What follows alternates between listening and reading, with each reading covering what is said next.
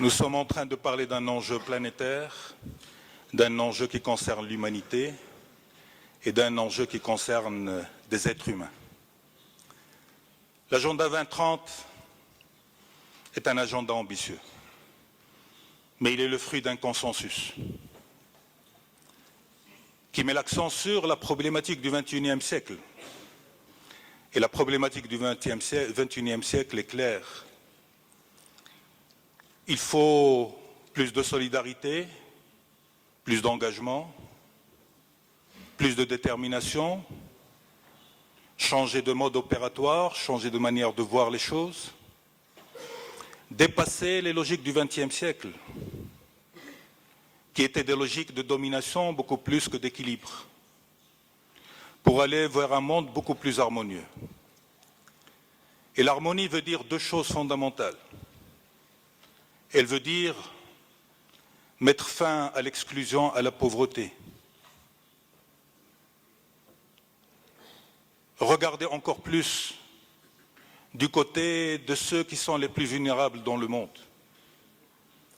Accepter le partage de la richesse. Le monde ne peut supporter, avec le rythme qui est le sien, un déséquilibre aussi accentué, aussi pointu. Ça veut dire aussi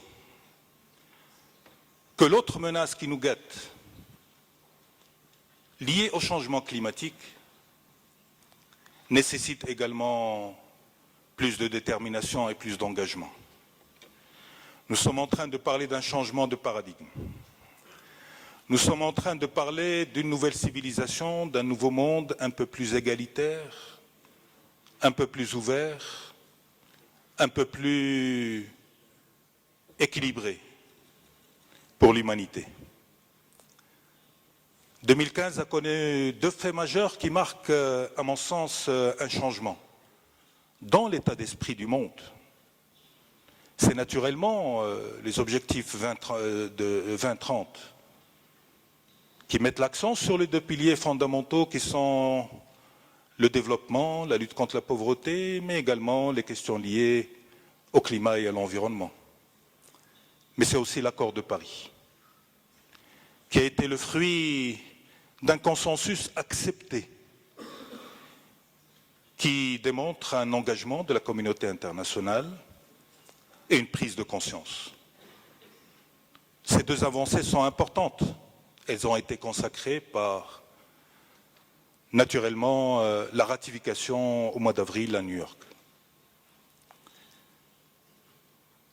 Mais qu'est-ce qu'attend le monde aujourd'hui?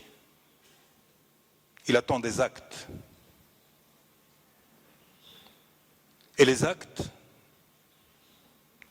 elles doivent être la traduction, ou leur première traduction doit être celle de la COP22. C'est pour ça que le Maroc, en ayant cet honneur d'abriter la COP22, s'est posé naturellement la question, après les outputs de Paris. Il y a un esprit qui a été créé. L'esprit de Paris a été créé.